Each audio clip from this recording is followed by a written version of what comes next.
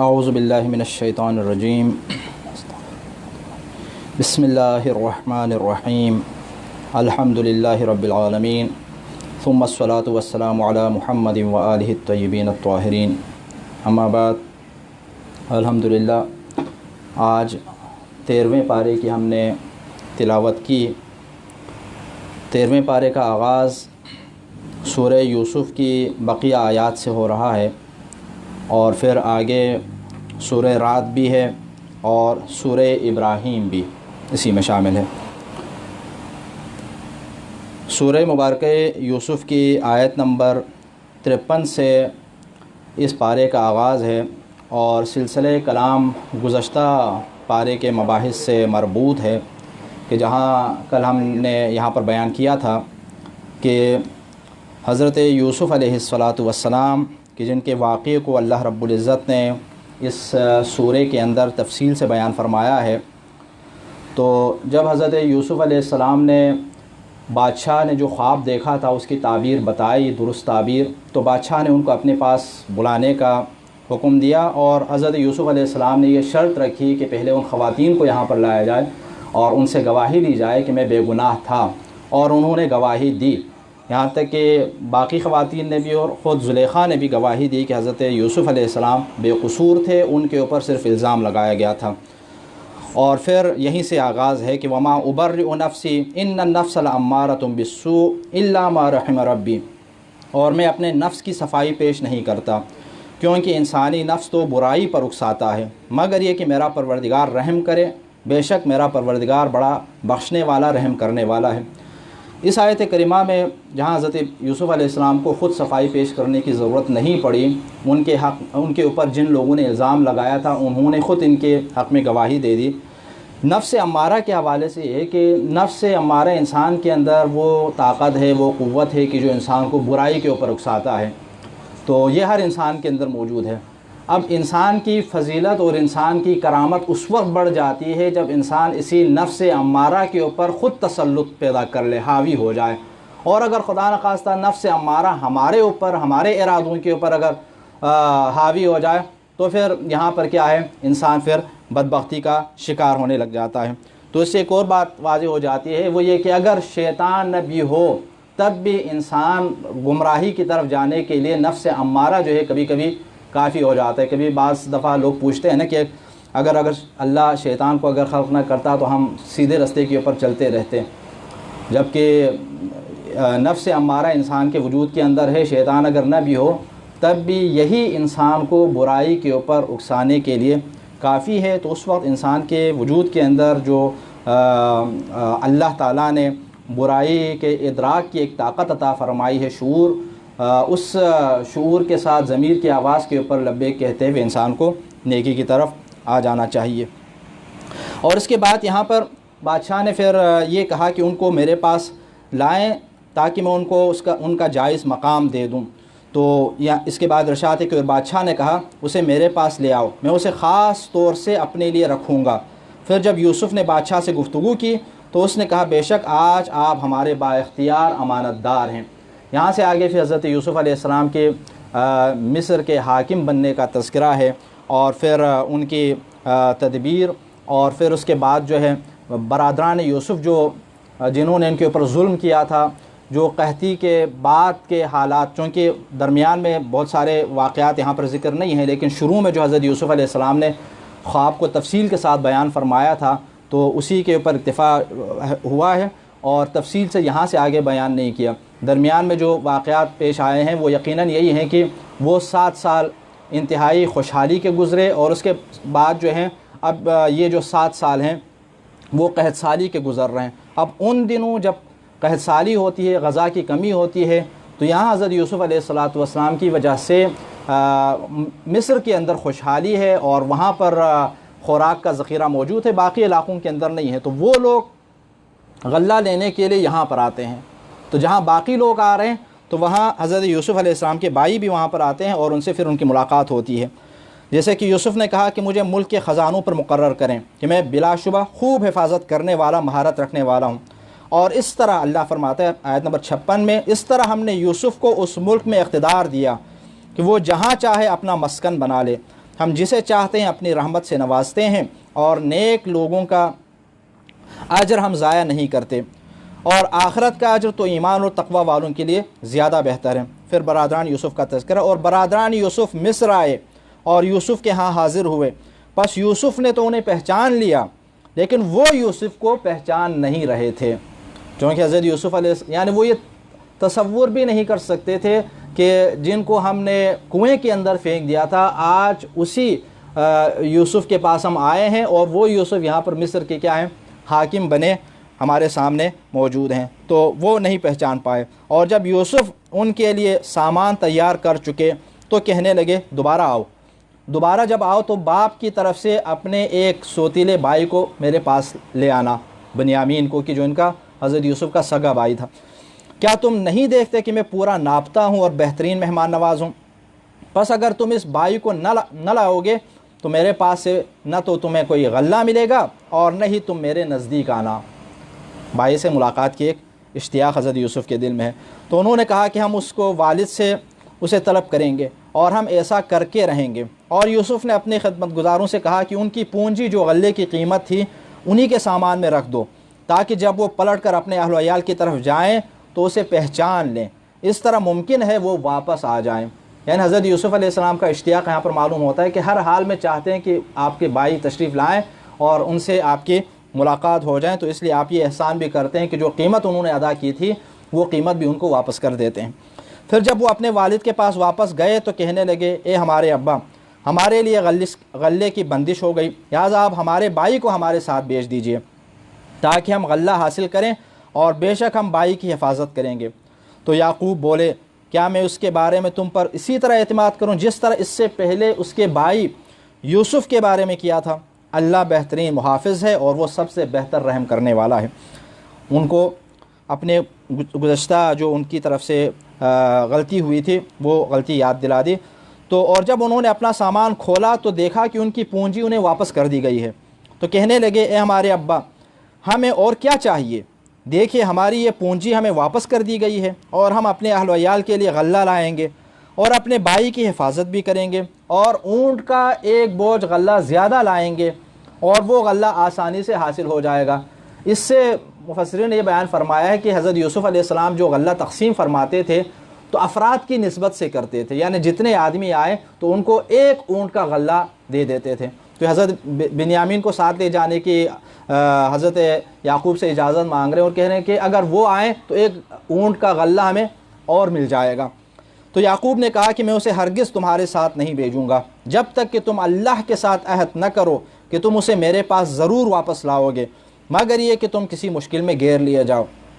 پھر جب انہوں نے اپنا عہد دے دیا تو یعقوب نے کہا ہم جو بات کر رہے ہیں اس پر اللہ ضامن ہے۔ اور یعقوب نے کہا کہ بیٹو تم، یہ جو آیت ہے آیت نمبر 67، اس میں حضرت یعقوب ان کو الگ الگ دروازوں سے اجازت دے دی اور اس کے بعد جب مصر میں داخل ہو جائیں تو الگ راستوں سے جانے کا حکم دیا۔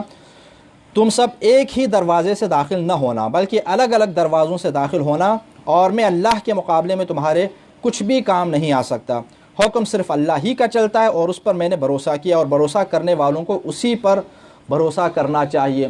اس آیت کریمہ کے حوالے سے اسی لیے بعض مفسرین نے یہ بیان فرمایا ہے کہ حضرت یعقوب علیہ السلام حقیقی جو وجہ ہے وہ تو معلوم نہیں ہو سکتی کہ کیوں ایسا فرمائے، لیکن جو آثار ہیں وہ یہ کہ جب یہ سارے بھائی مل کر جائیں گے تو نظر بد لگنے کا اندیشہ تھا، تو اس لیے الگ الگ جو ہے راستوں سے ان کو جانے کا کہا تاکہ لوگ جو ہیں ان کے اوپر نظر نہ لگائیں۔ ایک یہ اور ایک یہ بھی کہا ہے کہ کہیں خدا نخواستہ ان میں سے ان کو اگر کوئی دشمن نقصان پہنچانا چاہے تو کم از کم کچھ بھائی جو ہیں وہ کیا ہے محفوظ رہیں اور صرف کچھ جو ہیں وہ نقصان کو برداشت کر لیں۔ اور اس کے بعد جب وہ داخل ہوئے جہاں سے ان کے والد نے حکم دیا تھا تو انہیں اللہ سے بچانے والا نہ تھا۔ اور اس کے بعد آگے ہے کہ اور جب یہ لوگ یوسف کے ہاں داخل ہوئے تو یوسف نے اپنے بھائی کو اپنے پاس جگہ دی اور کہا بے شک میں ہی تمہارا بھائی ہوں، بس ان کو ان لوگوں کے سلوک پر ملال نہ کرنا۔ پھر جب یوسف نے ان کا سامان تیار کر لیا تو اپنے بھائی کے ساتھ کے سامان میں پیالہ رکھ دیا، پھر کسی پکارنے والے نے آواز دی اے قافلے والو تم چور ہو۔ حضرت یوسف علیہ السلام یہ چاہتے تھے کہ بنیامین کچھ عرصے کے لیے ان کے پاس ٹھہرے رہیں، تو یہ تدبیر پھر اختیار کی گئی کہ حضرت بنیامین کو روکنے کا ایک طریقہ کہ ان کے سامان میں، ان کے سامان کے اندر جو ہے خود حضرت یوسف علیہ السلام کا مخصوص جو پیالہ تھا وہ اس کے اندر رکھ دیا گیا تاکہ اسی بہانے ان کو روکا جائے۔ اگلی آیات کریمہ کے اندر بھی ہے۔ اس لیے یہاں پر یہ جو انکم لسارقون کے حوالے سے کہ تم چور ہو، کیا ان کے اوپر چوری کی خدا نخواستہ تہمت لگائی، تو اس کے مفسرین نے بیان فرمایا ہے حضرت یوسف علیہ السلام نے ان کو چور نہیں کہا، بلکہ اس تدبیر کے مطابق جب یہ طریقہ اختیار کیا گیا تو قافلے والے جب شہر سے نکلے تو ان کا اسی تدبیر کے مطابق جن افراد کو سپاہیوں کو ان کے پیچھے روانہ کیا گیا تاکہ وہ اس پیالے کو نکال کر وہاں سے لائیں، تو اس کے علم میں نہیں تھا کہ حقیقت کیا ہے، تو اس نے یہی سمجھا کہ شاید واقعی وہ چیز جو ہے وہ چوری ہو گئی ہے اور قافلے والوں کے پاس ہے، تو اس نے یہ آواز لگائی حضرت یوسف علیہ السلام کی طرف سے۔ خدا نخواستہ ان کے اوپر کوئی ایسی تہمت نہیں تھی کہ جس جرم کا ارتکاب انہوں نے نہیں کیا تھا۔ اور پھر اس کے بعد جب ان سے کہا گیا تو انہوں نے کہا کہ ہم تو چوری نہیں کرتے۔ پھر وہاں یہ کہا گیا کہ اگر وہ پیالی تمہارے قافلے والوں میں سے کسی کے پاس سے اگر ملے تو پھر انہوں نے کہا کہ جس کے پاس سے ملے وہی اس کی جزا ہے، اس کو آپ اپنے پاس رکھ سکتے ہیں، یعنی یہ ان کا ایک قانون تھا تو اسی کے مطابق عمل کیا گیا۔ کہنے لگے اس کی سزا یہ ہے کہ جس کے سامان میں مسروقہ مال پایا جائے وہی اس کی سزا میں رکھ لیا جائے، ہم تو ظلم کرنے والوں کو اسی طرح سزا دیتے ہیں، خود ان کے بھائی جو ہیں خود سے کہہ رہے ہیں۔ تو پھر یوسف نے اپنے بھائی کے تھیلے سے پہلے ان کے تھیلوں کو دیکھنا شروع کیا، پھر اسے اپنے بھائی کے تھیلے سے نکالا، اس طرح ہم نے یوسف کے لیے تدبیر کی۔ اللہ فرما رہے کہ ہم نے تدبیر کی، ورنہ وہ شاہی قانون کے تحت اپنے بھائی کو نہیں لے سکتے تھے،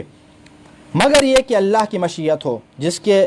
ہم چاہتے ہیں درجات بلند کرتے ہیں، اور ہر صاحب علم سے بالاتر ایک بہت بڑی دانا ذات موجود ہے۔ پھر یہاں پر پھر ان کی جو دوبارہ حضرت یوسف علیہ السلام کے ساتھ جو پرانی عداوت اور حسد کا جو معاملہ تھا وہ کھل کر سامنے آ گیا، اور انہوں نے حضرت یوسف کے بارے میں ایک ناروا جملہ کہا۔ انہوں نے کہا کہ برادران یوسف نے کہا اگر اس نے چوری کی ہے، یعنی بنیامین نے اگر چوری کی ہے تو یہ نئی بات نہیں ہے، اس کے بھائی یوسف نے بھی پہلے چوری کی تھی، بس یوسف نے اس بات کو دل میں سہ لیا اور اسے ان پر ظاہر نہ کیا، البتہ اتنا ضرور کہا کہ تم لوگ برے ہو، نہ کہ ہم دونوں، اور جو بات تم بیان کر رہے ہو اللہ اسے بہتر جانتا ہے کہ ہم چور نہیں ہیں، تم ہمارے اوپر چوری کا الزام لگا۔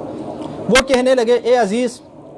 اس کا باپ بہت سن رسیدہ ہو چکا ہے، بس آپ اس کی جگہ ہم میں سے کسی کو رکھ لیں، ہمیں آپ نیکی کرنے والے نظر آئیں گے۔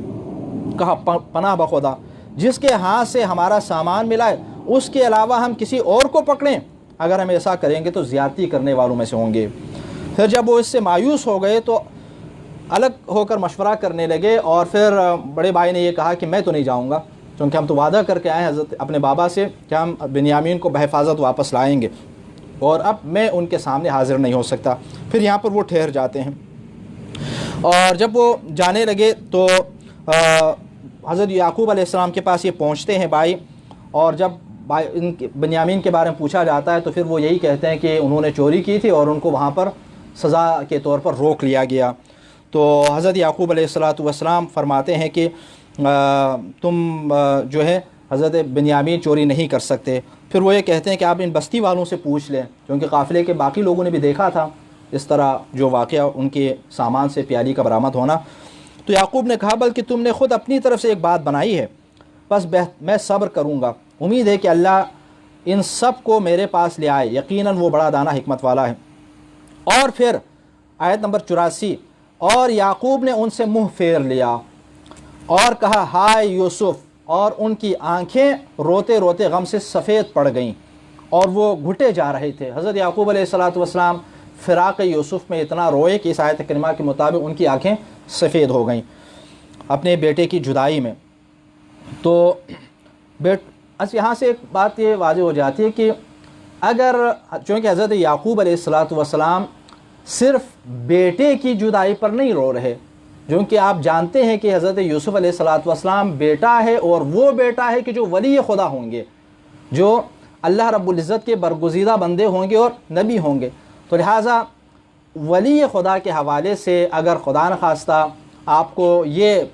خیال ہو کہ ان کے اوپر کوئی ایسی مصیبت آ پڑی ہے یا ان کے اوپر ایسا کوئی سخت وقت آ پڑا ہے، تو ان کے فراق میں اس کو یاد کر کے اگر آپ روئیں گے تو حضرت یعقوب علیہ السلام کا ایک طرز عمل ہے کہ جو اللہ تعالیٰ نے قرآن کریم کے اندر بیان فرمایا۔ بیٹوں نے کہا کہ قسم بخدا یوسف کو برابر یاد کرتے کرتے آپ جان بلب ہو جائیں گے یا جان دے دیں گے۔ یعقوب نے کہا کہ میں اپنا اضطراب اور غم صرف اللہ کے سامنے پیش کر رہا ہوں اور اللہ کی جانب سے وہ باتیں جانتا ہوں جو تم نہیں جانتے۔ پھر فرمایا اے میرے بیٹو جاؤ یوسف اور اس کے بھائی کو تلاش کرو اور اس کے فیض سے مایوس نہ ہونا، کیونکہ اللہ کے فیض سے تو صرف کافر لوگ ہی مایوس ہوں گے۔ پھر جب وہ بھائی دوبارہ آ گئے حضرت یوسف علیہ السلام کے پاس، تو پھر بعد میں حضرت یوسف علیہ السلام نے اپنا تعارف فرمایا اور وہ پہچان گئے کہ یہی ان کے وہ بھائی ہیں کہ جن کو انہوں نے کنویں میں پھینکا تھا۔ تو یوسف نے کہا کیا تم جانتے ہو کہ جب تم نادان تھے تو تم نے یوسف اور اس کے بھائی کے ساتھ کیا سلوک کیا؟ وہ کہنے لگے کیا واقعی آپ یوسف ہیں؟ کہا ہاں میں یوسف ہوں اور یہ میرا بھائی ہے، اللہ نے ہم پر احسان کیا ہے، اگر کوئی تقوی اختیار کرے اور صبر کرے تو اللہ نیکی کرنے والوں کا اجر ضائع نہیں کرتا۔ انہوں نے کہا قسم بخدا اللہ نے آپ کو ہم پر فضیلت دی اور ہم ہی خطا کار تھے۔ جس فضیلت کے انکار کی بنیاد پر حضرت یوسف علیہ السلام سے حسد کر کے ان کے ساتھ ایسا ظالمانہ سلوک انہوں نے کیا تھا، آج ان کو ماننا پڑا، اعتراف کرنا پڑا کہ صاحب فضیلت یوسف ہیں اور ان کے فضائل و مناقب تک، مرتبے تک ہم نہیں پہنچ سکتے۔ یوسف نے کہا آج تم پر کوئی عتاب نہیں، قال لا تثریب علیکم اليوم، اللہ تمہیں معاف کر دے گا اور وہ سب سے زیادہ رحم کرنے والا ہے۔ پھر یہاں دیکھیں حضرت یوسف علیہ السلام اپنے بابا کو اپنا کرتا بیچتے ہیں، فرماتے ہیں کہ آیت نمبر 93 میں ہے یہ میرا کرتا لے جاؤ پھر اسے میرے والد کے چہرے پر ڈال دو تو ان کی بصارت لوٹ آئے گی۔ یوسف کے فراق میں روتے روتے ان کی بصارت چلی گئی تھی، بصارت لوٹ آئے گی، اور تم اپنے تمام اہل و عیال کو میرے پاس لے آنا، جب دوبارہ آنا تو والد کو بھی اور باقیوں کو بھی لے کر آنا۔ لوگوں نے کہا قسم بخدا آپ اپنے پھر اس کے بعد ارشاد ہے کہ اور جب یہ قافلہ مصر کی سرزمین سے دور ہوا تو ان کے باپ نے کہا حضرت یعقوب نے کہ اگر تم مجھے بہکا ہوا نہ سمجھو تو یقیناً مجھے یوسف کی خوشبو آ رہی ہے۔ حضرت یوسف علیہ السلام کا کرتا جو ہے وہ قریب سے قریب تر ہوتا جا رہا تھا، تو حضرت یعقوب علیہ السلام ان کی خوشبو محسوس فرما رہے ہیں۔ تو ایک معنوی خوشبو ہے کہ جو حضرت یوسف کی حضرت یعقوب علیہ السلام محسوس فرما رہے ہیں۔ لوگوں نے کہا کہ قسم بخدا آپ اپنے ہی اسی پرانے خط میں مبتلا ہیں۔ پھر جب بشارت دینے والا آیا تو اس نے یوسف کا کرتا یعقوب کے چہرے پر ڈال دیا تو وہ دفعتاً بینا ہو گئے۔ کہنے لگے حضرت یعقوب کہنے لگے کیا میں نے تم سے نہیں کہا تھا کہ میں اللہ کی طرف سے وہ باتیں جانتا ہوں کہ جو تم نہیں جانتے؟ تو اس کا مطلب یہ ہوا کہ حضرت یعقوب علیہ السلام کی بینائی واپس آنے کا جو ذریعہ بنا، جو وسیلہ بنا، وہ کرتا یوسف بنا۔ یعنی اللہ رب العزت کبھی کبھی بعض نشانیاں جو ہیں وہ انسانوں کے سامنے، مومنین کے سامنے ظاہر فرماتا ہے۔ اللہ رب العزت ان اللہ علی کل شیء قدیر ہے، وہ ڈائریکٹ بھی حضرت یعقوب علیہ السلام کی بینائی واپس لوٹا سکتے، لیکن دوسرے ولی خدا کی عظمت اور ان کے مقام اور منزلت کو باقی لوگوں کے سامنے بھی واضح فرمانے کی خاطر اللہ رب العزت جو ہیں ان کے کرتے کے وسیلے سے ان کی بینائی کو کیا ہے واپس لاتے ہیں، تاکہ لوگوں کو معلوم ہو کہ ولی خدا عام افراد جیسے نہیں ہیں۔ بیٹوں نے کہا کہ ہمارے ابا ہمارے گناہوں کی مغفرت کے لیے دعا کیجئے، ہم ہی خطا کار ہیں۔ یہ بھی ایک ایسے آیت کریمہ ہے کہ قالوا یا ابانا استغفر لنا ذنوبنا انا كنا خاطئین قال سوف استغفر لكم ربی انه هو الغفور الرحیم۔ اولاد حضرت یعقوب نے اپنی غلطی کا اعتراف کر لیا، کرنے کے بعد خود بھی معافی مانگ رہے ہیں، لیکن وہ حضرت یعقوب سے مطالبہ کرتے ہیں کہ آپ بھی ہمارے حق میں استغفار کر لیں۔ اور حضرت یعقوب نے بھی فرمایا کہ ہاں میں تمہارے عنقریب میں تمہارے لیے اپنے رب سے مغفرت کی دعا مانگوں گا، تو لہٰذا وہ یقیناً بخشنے والا اور مہربان ہے۔ تو اس لحاظ سے معلوم ہوتا ہے کہ حضرت یعقوب علیہ السلام وسیلہ بن رہے ہیں ان کے گناہوں کی معافی کا۔ وہ خود بھی دعا مانگے ڈائریکٹ اللہ تعالیٰ سے، یقیناً اللہ تعالیٰ سننے والا ہے، ٹھیک ہے، اللہ تعالیٰ انسان کے شہ رگ کی گردن سے بھی زیادہ قریب ہیں، لیکن حضرت یعقوب علیہ السلام خود فرماتے ہیں کہ ہاں ٹھیک ہے میں بھی تمہارے حق میں دعا کروں گا، تم بھی دعا کر لینا۔ پھر اس کے بعد جب یہ لوگ یوسف کے پاس پہنچے تو یوسف نے اپنے والدین کو اپنے ساتھ بٹھائے اور کہا اللہ نے چاہا تو ہم ان کے ساتھ مصر میں داخل ہو جائیں۔ اور یوسف نے اب وہ جو خواب تھا اس خواب کی تعبیر پھر سامنے آ جاتی ہے، اور یوسف نے اپنے والدین کو تخت پر بٹھایا اور وہ سب ان کے آگے سجدے میں گر پڑے، اور یوسف نے کہا اے ابا جان، یہی میرے اس خواب کی تعبیر ہے جو میں نے پہلے دیکھا تھا، بچپن میں جو خواب دیکھا تھا۔ بتحقیق میرے رب نے اسے سچ کر دکھایا، اور اس نے سچ مجھ پر احسان کیا جب مجھے زندان سے نکالا۔ بات اس کے کہ شیطان نے میرے اور میرے بھائیوں کے درمیان فساد ڈالا، آپ کو صحرا سے یہاں لے آیا، یقیناً میرا رب جو چاہتا ہے اسے تدبیر خفی سے انجام دیتا ہے۔ تو یہ حضرت یوسف علیہ السلام کے سورہ یوسف کے اندر جو حضرت یوسف علیہ السلام کے واقعے کو اللہ تعالیٰ نے تفصیل کے ساتھ بیان فرمایا، اور آخر میں اللہ تعالیٰ نے یہ فرمایا کہ یہ جو تفصیل کے ساتھ اس کو بیان فرمایا ہے کہ بتحقیق ان رسولوں کے قصوں میں عقل رکھنے والوں کے لیے عبرت ہے، اس کو پوری تفصیل کے ساتھ بیان فرمایا تاکہ عبرت حاصل کرنے والے عبرت حاصل کر لیں، عقل و شعور رکھنے والے عبرت حاصل کر لیں۔ اس لیے اس سے جو نتائج حاصل ہوتے ہیں ان میں سے ایک تو یہ ہے کہ اللہ تعالیٰ کے اوپر انسان کو پختہ ایمان ہونا چاہیے، اس کے ساتھ ساتھ عفت اور پاکیزگی کی اہمیت کا درس بھی اس سورے سے ہمیں ملتا ہے، اور پھر گناہ سے دور بھاگنے کا درس بھی ملتا ہے۔ حضرت یوسف کے سامنے گناہ کا راستہ تھا، آپ بھاگے، دروازے کی طرف بھاگے، گناہ سے فرار آپ نے کیا، گناہ سے اپنے آپ کو بچایا۔ جوانی کی حفاظت کا درس، اپنے نفس کے اوپر مکمل کنٹرول، اور اس سے یہ بھی پتہ چلتا ہے کہ حسد اگر کسی سے ہو تو وہ حسد انسان کو کہاں تک لے جاتا ہے۔ بھائیوں کو یوسف سے حسد ہو گیا، اور اس حسد کی وجہ سے ان سے یہ عمل سرزد ہوا کہ بھائی کو کنویں میں پھینک دیا۔ انتقام کی قدرت کے باوجود حضرت یوسف نے ان کو معاف فرما دیا، بلکہ احسان اور حسن سلوک ان کے ساتھ فرمایا، اور اس کے ساتھ ساتھ تقوی اور صبر کا نتیجہ بھی اللہ کی جانب سے عزت اور اقتدار کی شکل میں حضرت یوسف کے سامنے آیا۔ تو عبرت حاصل کرنے کے لیے اس کے اندر عبرت کے بہت سارے مواقع موجود ہیں۔ اس کے بعد سورہ مبارکہ رعد ہے، سورہ رعد مدنی صورتوں میں سے ہے، اور اس میں 43 آیات ہیں، اور یہ مدینے کے اندر نازل ہو گئی، اور آیت نمبر 13 میں کلمہ رعد آیا ہے، اس وجہ سے اس کو سورہ رعد کہا گیا ہے۔ اس کی آیت نمبر 2 سے 4 تک اللہ تعالیٰ نے توحید اور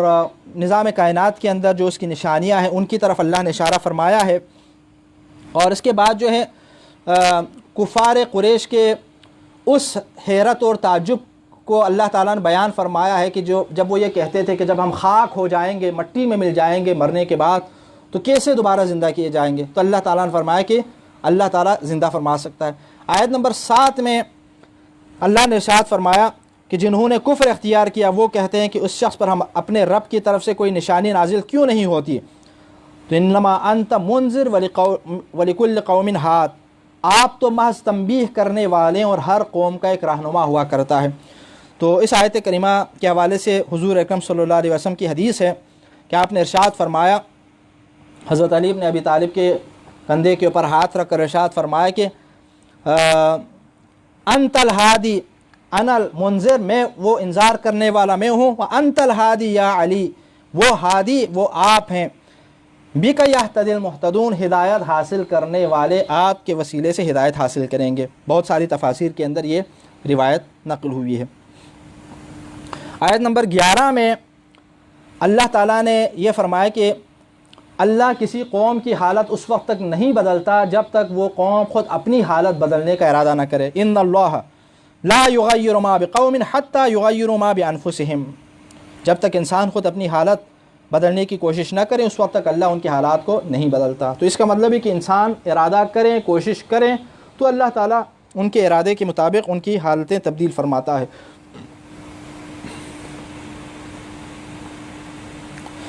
آیت نمبر 13 میں آسمانی بجلی اور گرج وغیرہ فرشتے ان سب کے حوالے سے بیان فرمائے کہ یہ سب کیا ہیں؟ اللہ رب العزت کی حمد و ثنا کرتے ہیں، تسبیح کرتے ہیں۔ اور آیت نمبر 15 میں اللہ رب العزت نے فرمایا آسمانوں اور زمین میں بسنے والے سب بشوق یا بزور اور ان کے سائے میں صبح و شام اللہ ہی کے لیے سر بسجود ہیں، ساری چیزیں اللہ تعالیٰ کے لیے سجدے کی حالت میں ہیں۔ یعنی باقی جو موجودات ہیں، ایسا نہیں کہ صرف انسان اللہ کے حضور سجدہ کرتے ہیں، وہ بھی اللہ تعالیٰ کی عظمت اور بڑائی کا اعتراف کرتے ہوئے اللہ رب العزت کے حضور سجدہ کرتے ہیں۔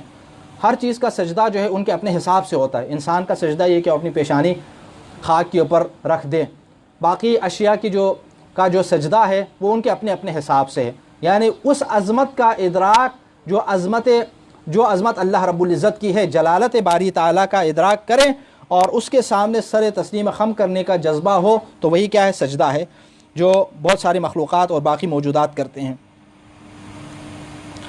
اور آیت نمبر 16 میں اللہ تعالیٰ نے توحید ربوبی کا بیان فرمایا. قل من رب السماوات والارض، ان سے پوچھئے آسمانوں اور زمین کا پروردگار کون ہے؟ کہہ دیجئے اللہ ہے. کہہ دیں تو پھر کیا تم نے اللہ کے سوا ایسوں کو اپنا اولیاء بنایا ہے جو اپنے نفع و نقصان کے بھی مالک نہیں؟ کہہ دیجئے کیا بینا اور نابینا برابر ہو سکتے ہیں؟ کیا تاریکی اور روشنی برابر ہو سکتی ہے؟ جنہیں ان لوگوں نے اللہ کا شریک بنایا ہے، کیا انہوں نے اللہ کی خلقت کی طرح کچھ خلق کیا ہے جس کی وجہ سے پیدائش کا مسئلہ ان پر مشتبہ ہو گیا ہو؟ کہہ دیجئے ہر چیز کا خالق صرف اللہ ہے اور وہ یکتا بڑا غالب آنے والا ہے. مشرکین مکہ جو ہے وہ اللہ کے منکر نہیں تھے، اللہ تعالیٰ کو مانتے تھے، لیکن اللہ تعالیٰ کی ربوبیت میں یکتائیت کے منکر تھے. ربوبیت ذات باری تعالیٰ میں ان بتوں کو وہ اپنا شریک قرار دیتے تھے. اللہ رب العزت نے فرمایا کہ آسمانوں اور زمین میں جو رب ہے، رب کائنات، وہ اللہ رب العزت کی ذات ہے، اس کے ساتھ کوئی شریک نہیں ہے. تم جو ان بتوں کو اللہ تعالیٰ کی ربوبیت میں شریک قرار دے رہے ہو، کیا یہ کچھ کر سکتے ہیں؟ جو رب ہو، جو مالک ہو، وہ صاحب اختیار ہوتا ہے، وہ امور کو چلانے کا اختیار اس کے پاس ہوتا ہے. کیا کبھی ایسی کوئی تدبیر تم نے ان سے دیکھا؟ اگر نہیں دیکھا تو پھر اللہ رب العزت کی ربوبیت کے اوپر ایمان ہے. تو لہٰذا ربوبیت میں اللہ رب العزت کی وحدانیت کا عقیدہ رکھنا بھی فرض ہے. اللہ کے سوا کوئی بھی رب نہیں ہے، نہ انبیاء کرام، نہ اولیاء الہی، نہ ائمہ طاہرین علیہم الصلوۃ والسلام، نہ فرشتے. کسی کے حوالے سے بھی اگر ربوبیت کی اگر قائل ہو جائیں تو پھر ذات باری تعالی، ربوبیت باری تعالیٰ کے اندر شرک ہو جائے گا. اسی طرح آیت نمبر 20 سے 22 تک صاحبان عقل کے 7 کچھ اوصاف اللہ تعالیٰ نے بیان فرمائے. کوئی 7 اوصاف ہیں کہ جن کو اللہ تعالیٰ نے ان آیات کریمہ میں بیان فرمایا ہے کہ اور اللہ نے جن رشتوں کو قائم رکھنے کا حکم دیا انہیں قائم رکھتے ہیں اور اپنے رب کا خوف رکھتے ہیں اور برے حساب سے بھی خائف رہتے ہیں. اللہ کے عہد کو پورا کرنا، صلہ رحمی کرنا، اپنے رب اور یوم حساب کا خوف رکھنا، یہ صاحبان عقل کی نشانیاں ہیں. خدا کی خوشنودی کے لیے صبر کرتے ہیں، نماز قائم کرتے ہیں اور راہ خدا میں خرچ کرتے ہیں، انفاق کرتے ہیں، نیکی کے ذریعے برائیوں سے دور رہتے ہیں. یہ صاحبان عقل جو عقل و شعور رکھنے والے لوگ ہیں، ان کے اوصاف ہیں کہ جن کو اللہ تعالیٰ نے آیت نمبر 20 سے 22 کے درمیان ذکر فرمایا. آیت نمبر 28 میں ارشاد ہے کہ الذین آمنوا وتطمئن قلوبہم بذکر اللہ الا بذکر اللہ تطمئن القلوب. یہ لوگ ہیں جو ایمان لائے ہیں اور ان کے دل یاد خدا سے مطمئن ہو جاتے ہیں. اور یاد رکھو، یاد خدا سے دلوں کو اطمینان ملتا ہے. دنیا میں ہم دیکھتے ہیں کہ انسان کو چین نہیں ملتا، سکون نہیں ملتا. انسان کے پاس مال و دولت میں سے جتنی مقدار بھی آ جائے، جتنا بھی مال و دولت میں اضافہ ہو جائے، پھر بھی ایک بے سکونی کی کیفیت انسان کے اندر رہتی ہے. تو یہ کیوں ہے؟ چونکہ حقیقی قرار ان چیزوں میں نہیں ہے. اطمینان قلبی انسان کو ان مادی اشیاء، اطمینان قلبی اس وقت ہوگا جب انسان ادراک کے ساتھ ذکر الہی کی طرف جائے، اللہ رب العزت کی یاد کو اپنے دل میں بسائے. تو اسی لیے آپ بعض ایسے اولیاء کو دیکھیں گے کہ جو بظاہر بالکل خالی ہاتھ ہیں، نادار ہیں، لیکن بالکل مطمئن ہیں، اطمینان کی زندگی بسر کر رہے ہوتے ہیں. کیوں؟ چونکہ وہ اس تک پہنچ گئے. اور جو اس خالق تک پہنچ جائے پھر اسے کسی چیز کا غم نہیں ہوتا، اس کا دل جو ہے پھر وہ مطمئن ہوتا ہے. تو اس لیے یہاں پر یہ فرمایا کہ یاد خدا سے دلوں کو اطمینان حاصل ہوتا ہے. پھر آیت نمبر 32 میں حضور اکرم صلی اللہ علیہ وآلہ وسلم کو اللہ رب العزت ایک لحاظ سے دلاسا دے رہا ہے کہ یہ لوگ جو آپ کا مذاق اڑاتے ہیں، کہ رسول یہ صرف آپ کا مذاق نہیں اڑاتے تھے، آپ سے پہلے جو انبیاء کرام آئے ان کا بھی یہ لوگ مذاق اڑاتے رہے ہیں. گزشتہ انبیاء کرام کے اوپر بھی جو لوگ ایمان نہیں لاتے تھے وہ انبیاء کرام کا مذاق اڑاتے تھے مختلف بہانوں کے ذریعے. تو حضور اکرم کے زمانے کے جو مشرکین تھے، جو مخالفین تھے، وہ بھی آپ کا مذاق اڑائے. تو اللہ رب العزت نے انبیاء کرام کی مثال دی. اور پھر آیت نمبر 35 میں اہل تقویٰ کے لیے جنت کا وعدہ ہے. اور آیت نمبر 38 میں ان لوگوں کے اس بیجا اعتراض کو اللہ تعالیٰ نے بیان فرمایا کہ جس کے مطابق وہ حضور کے اوپر اعتراض کرتے تھے کہ یہ جو حضور ہیں، یہ جو رسول بن کر آئے ہیں، یہ بھی ازواج رکھتے ہیں اور اولاد رکھتے ہیں، تو یہ کیسے رسول ہیں؟ تو اللہ نے فرمایا کہ بتحقیق ہم نے آپ سے پہلے بھی بہت سے رسول بھیجے اور انہیں ہم نے ازواج اور اولاد سے بھی نوازا، اور کسی رسول کو یہ اختیار نہیں کہ وہ اللہ کی اجازت کے بغیر کوئی نشانی لے آئے۔ ہر زمانے کے لیے ایک دستور ہوتا ہے، وہ ان کے بشر ہونے کے اوپر معترض رہتے تھے۔ حقیقت میں اعتراض نہیں تھا، ان کے انکار کا بہانہ تھا، چونکہ بعض جگہ اللہ تعالیٰ نے فرمایا کہ اگر فرشتہ بھی آ جاتا پھر بھی انہوں نے انکار کرنا تھا۔ بہانہ یہ بنانا ہے کہ انسان کیوں نہیں آیا۔ تو یہاں پر جب اللہ تعالیٰ نے بشر کو بھیجا تو وہ اعتراض کر رہے ہیں کہ یہ بھی ہماری طرح ازواج رکھتے ہیں، اولاد رکھتے ہیں، دوسری جگہ کھاتے ہیں، پیتے ہیں، چلتے ہیں، تو اس قسم کے اعتراضات ہوتے تھے۔ اور پھر اللہ نے فرمایا کہ آخری آیت اس کی، وَيَقُولُ الَّذِينَ كَفَرُوا لَسْتَ مُرْسَلًا قُلْ كَفَىٰ بِاللَّهِ شَهِيدًا بَيْنِي وَبَيْنَكُمْ وَمَنْ عِندَهُ عِلْمُ الْكِتَابِ، اور کافر کہتے ہیں کہ آپ رسول نہیں ہیں، کہہ دیجئے میرے اور تمہارے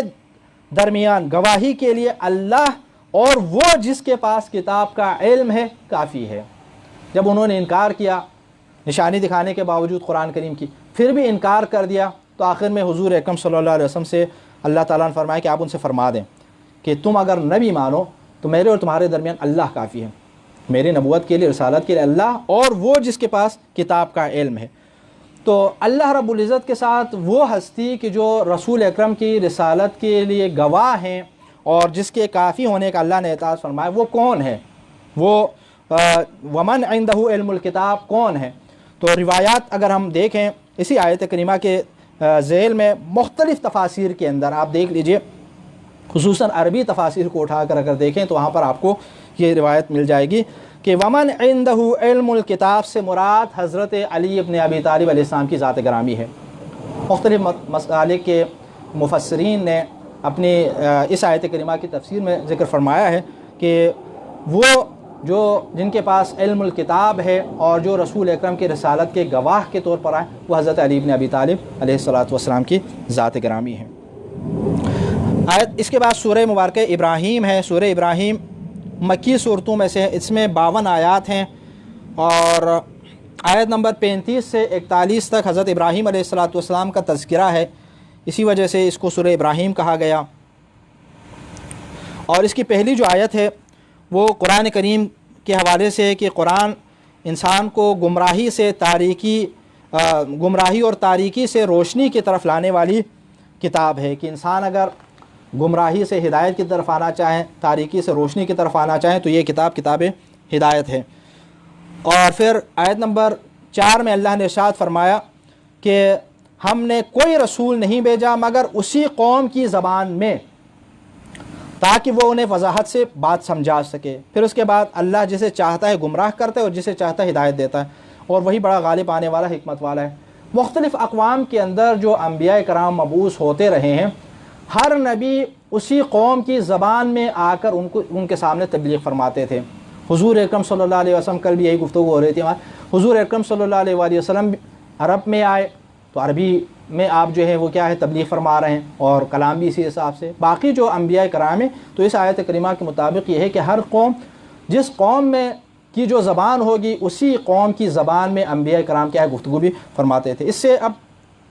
اس کے مفہوم کو ذرا ہم اور وسیع اگر معنوں میں اگر لیں تو مطلب یہ بھی ہو سکتا ہے کہ ہر ایک سے اس کی ذہنی استعداد اور صلاحیت کے مطابق جو ہے انبیاء کرام گفتگو بھی فرماتے تھے۔ تو اس سے ایک تبلیغ دین کا فریضہ انجام دینے والوں کے سامنے بھی ایک اصول آ جاتا ہے کہ آپ کے سامنے جو مخاطبین ہیں، جن کے سامنے آپ تبلیغ کرنا چاہتے ہیں، وہاں پر ہر ایک کے سامنے ایک انداز میں تبلیغ نہ کریں۔ یعنی ایسا نہ ہو کہ کسی بڑے لوگوں کے مجمع میں آپ بیٹھے ہیں تو وہاں پر بھی ویسی ہی گفتگو کریں، بچوں کے سامنے آپ بیان کرنا چاہیں تو ویسی ہی زبان میں ویسے ہی انداز میں گفتگو کرنا ہے۔ نہیں، ہر ایک کے سامنے اس کی ذہنی صلاحیتوں کو، استعداد کو سامنے رکھ کر جو ہے ان کے سامنے تبلیغ کرنی چاہیے تاکہ پیغام الہی ان تک حقیقی معنوں میں پہنچ سکے۔ اور اس کے بعد آیت نمبر 5 اور 6 میں حضرت موسیٰ علیہ السلام کا تذکرہ کہ حضرت موسیٰ اپنی قوم کو اللہ رب العزت کی نعمتوں کو یاد دلاتے ہیں تاکہ وہ شکر کریں۔ اور آیت نمبر 7 میں پھر یہ فرمایا کہ جو شکر کریں تو اللہ رب العزت انہیں اس میں نعمتوں میں اضافہ فرماتا ہے۔ لئن شکرتم لازیدنکم، کہ اگر تم شکر کرو تو میں تمہیں ضرور زیادہ دوں گا۔ اور اگر ناشکری کرو تو میرا عذاب یقیناً سخت ہے۔ انسان نعمتائے الہی کے اوپر، اللہ تعالیٰ کی نعمتوں کے اوپر شکر اگر کرنا سیکھیں تو اللہ تعالیٰ کی نعمتیں بڑھ جاتی ہیں، اور اگر خدا نخواستہ کفران نعمت کریں، شکر ناشکری اگر کریں تو پھر وہ نعمتیں آہستہ آہستہ چھننا شروع ہو جاتی ہیں۔ یہاں پر حضرت امام جعفر صادق علیہ السلام نے ارشاد فرمایا ہوا ہے کہ نعمتوں کے اوپر شکر کیا ہے؟ نعمتوں کا صحیح استعمال ہے۔ ٹھیک ہے، انسان کیا ہے صحیح طور پر نعمتوں کا جو جس مقصد کے لیے اسی کے حساب سے ان کا استعمال کر لیں، بجا لائیں۔ امام فرماتے ہیں کہ حرام چیزوں کے اجتناب میں نعمتوں کا شکر ہے، اور حرام چیزوں سے اجتناب کے ساتھ ساتھ یہ کہنا کہ الحمدللہ رب العالمین، تعریفیں اللہ رب العزت کے بارگاہ میں پیش کرنا۔ اور پھر آیت نمبر 8 میں حضرت موسیٰ علیہ السلام نے فرمایا کہ تم سب اگر ناشکری بھی کرو، اپنی قوم سے کہا تم لوگ اگر ناشکری بھی کرو تب بھی اللہ تعالیٰ بے نیاز ہے، یعنی ایسا نہیں کہ اللہ تعالیٰ تمہارے شکر کا محتاج ہو، نہیں، تم اگر ناشکری بھی کرو تب بھی اللہ حقیقت میں بے نیاز ہے، یہ تمہارے اپنے فائدے کی خاطر کہا جا رہا ہے کہ شکر کرنے۔ پھر اس کے بعد قوم نوح اور قوم عاد سمود نے کہا کہ جو اعتراض وہ کرتے تھے کہ تم تو ہم جیسے بشر ہو، تو ہمارے باپ دادا کے دین سے ہمیں روکتے ہو، ٹھیک ہے، ہم جیسے انسان ہیں اور نبی ہونے کا دعویٰ کر رہے ہیں، اور ہمارے آباء و اجداد کے دین سے ہمیں روک رہے ہیں، ان کی مذمت فرمائی۔ آیت نمبر 16-17 میں جہنم کی جو انتہائی ہولناکیاں ہیں ان کا تذکرہ فرمایا، جہنم کے اندر جو عذاب کا، یہ ذرا میں آیت پڑھ لوں۔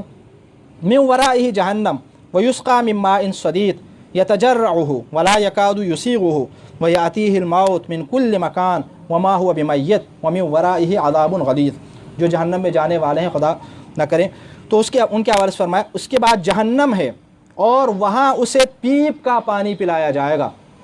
پیاس تو لگے گی، انسان ہے، ٹھیک ہے، جہنمی بھی ہے تو انسان تو ہے، تو پیاس لگے گی، جب پیاس لگے تو پانی نہیں ملے گا، پیپ کا پانی، جب انسان کے جسم کے اوپر پھوڑے نکلتے ہیں تو اس میں جو گندا پانی جمع ہو جاتا ہے اس کو کہتے ہیں، فرمایا جاتا ہے کہ پیاس کی وجہ سے وہ پلایا جائے گا۔ پھر اس کے بعد والے آیت ہیں جسے وہ گھونٹ گھونٹ پیے گا مگر وہ اسے نہایت ناگوار گزرے گا، حلق سے نیچے نہیں اتار پائے گا، اسے ہر طرف سے موت آئے گی مگر وہ مرنے نہ پائے گا چونکہ مرنے کے بعد وہاں پہنچا ہے، اور اس کے پیچھے سنگین عذاب ہوگا۔ یہ جہنم کے عذاب کا ایک چھوٹا سا ایک نقشہ اللہ رب العزت نے ان آیات کریمہ کے اندر بیان فرمایا، جس سے انسان کو اندازہ ہوتا ہے کہ وہاں جو عذاب ہے اس کا یہاں پر ہم سوچ بھی نہیں سکتے، ادراک بھی نہیں کر سکتے۔ تو اس لیے دعا کرنی چاہیے کہ اللہ تعالیٰ ہمیں راہ صراط مستقیم کے اوپر قائم و دائم رکھے، تاکہ اللہ رب العزت کے وہاں پر نعمتوں کے حقدار ٹھہریں اور اس کے عذاب سے ہمیں محفوظ رکھے۔ آیت نمبر 21 ایک اہم آیت ہے کہ وہ لوگ کہ جو شیطان کے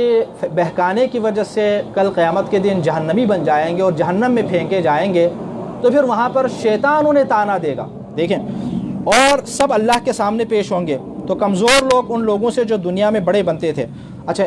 پہلے ان لوگوں سے کہ جن کی وجہ سے یہ لوگ گمراہ ہوئے ان کا تذکرہ ہے، بڑے بنتے تھے، کہیں گے کہ ہم تمہارے تابع تھے تو کیا تم اللہ کے عذاب کا کچھ حصہ ہم سے نہیں ہٹا سکتے؟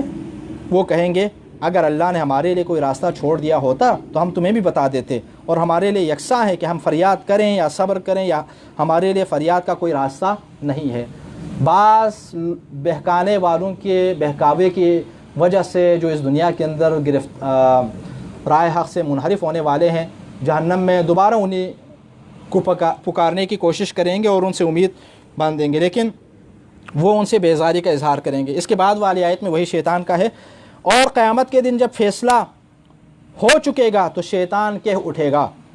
اللہ نے تمہارے ساتھ، یعنی ان لوگوں سے کہے گا شیطان کی جو جہنم میں اس وقت موجود ہیں، کہ جنہوں نے دنیا میں شیطان کی باتیں مانی تھیں، تو اللہ نے تمہارے ساتھ یقیناً سچا وعدہ کیا تھا جنت کا،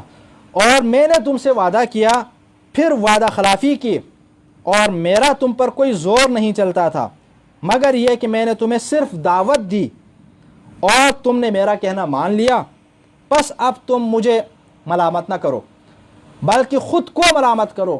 آج نہ میں نہ تو میں تمہارے فریاد رسی کر سکتا ہوں اور نہ تم میری فریاد رسی کر سکتے ہو۔ پہلے تم مجھے اللہ کا شریک بناتے تھے، میں اب یقیناً اس سے بیزار ہوں، ان کے کاموں سے بیزار۔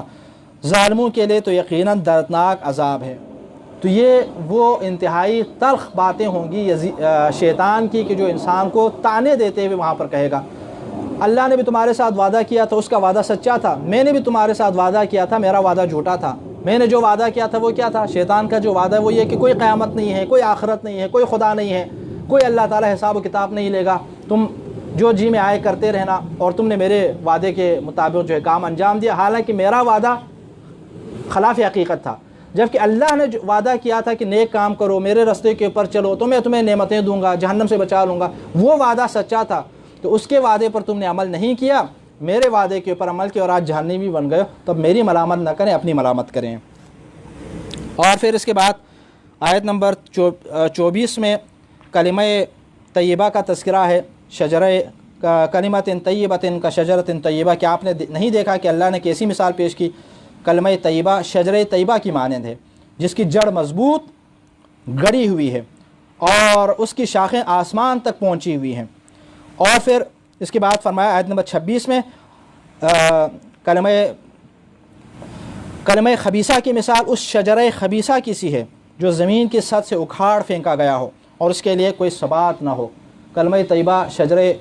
طیبہ سے مراد نیکی کے راستے پر چلنا، اچھے اور صحیح عقائد کے ساتھ جو ہے وہ زندگی گزارنا، اور کلمہ خبیثہ شجرہ خبیثہ کے حوالے سے فرمایا گیا ہے کہ برائی کے ساتھ زندگی گزارنا، غلط عقائد اور بدعات کے ساتھ جو ہے وہ کیا ہے زندگی گزارنا۔ اور یہاں پر بعض روایات کے مطابق کلمہ طیبہ سے مراد جو ہے وہ ائمہ اہل بیت علیہ الصلوۃ والسلام کو بھی مراد لیا گیا ہے، اور شجرہ خبیثہ سے مراد اہل شام اور ان کے حامی۔ اور اسی طرح نماز کا حکم اور پوشیدہ اور علانیہ طور پر انفاق کرنے کا حکم آیت نمبر 31 میں اللہ رب العزت نے بیان فرمایا ہے کہ پوشیدہ طور پر بھی اور علانیہ طور پر بھی انفاق کرنے کا حکم۔ اور اسی طرح نعمات الہی کے حوالے سے آیت نمبر 34 میں فرمایا وَإِن تَعُدُّوا نِعْمَتَ اللَّهِ لَا تُحْصُوهَا، اور اگر تم اللہ کی نعمتوں کا شمار کرنا چاہو تو شمار نہ کر سکو گے۔ اللہ تعالیٰ کی نعمتیں اتنی زیادہ، انسان یقیناً بڑا ہی بے انصاف ناشکرا ہے۔ اللہ تعالیٰ کی ہم پر اتنی نعمتیں ہیں کہ ان کا ہم شمار کر ہی نہیں سکتے۔ کائنات کے اندر جو نعمتیں پھیلی ہوئی ہیں تو ان تمام نعمتوں کا یقیناً شکر ادا نہیں کر سکتے۔ اور اس کے بعد آیت نمبر 35 سے آگے جو ہے حضرت ابراہیم علیہ السلام کی دعا ہے۔ حضرت ابراہیم علیہ السلام نے جو دعائیں مانگی ان میں سے جو ایک دعا ہے وہ آپ کے سامنے پیش کر لوں کہ رب اجعلنی مقیم الصلاۃ ومن ذریتی ربنا وتقبل دعاء ربنا اغفر لی ولوالدی وللمؤمنین یوم یقوم الحساب۔ پروردگار مجھے نماز قائم کرنے والا بنا اور میری اولاد میں سے بھی اے ہمارے پروردگار اور میری دعا قبول فرمانا۔ اے ہمارے رب مجھے اور میرے والدین اور ایمان والوں کو بروز حساب مغفرت سے نواز۔ اور پھر آگے بھی حضرت ابراہیم علیہ السلام کی دعا ہے، اور پھر اس کے بعد پھر کیا ہے اس پارے کا اختتام ہے۔ تو دعا ہے کہ پروردگار بحق محمد و آل محمد بحق قرآن ہمیں قرآن کریم پڑھنے اور آیات کریمہ کو سمجھنے اور قرآن کریم کی تعلیمات کے اوپر عمل کرنے کی توفیق عطا فرما۔ پروردگار اس دنیا سے جتنے مومنین مومنات گزر چکے ہوں سب کی مغفرت فرما، اگر کوئی ہم مریض مریضہ ہیں سب کو شفاء کلی و عاجل عطا فرما برحمتک یا ارحم۔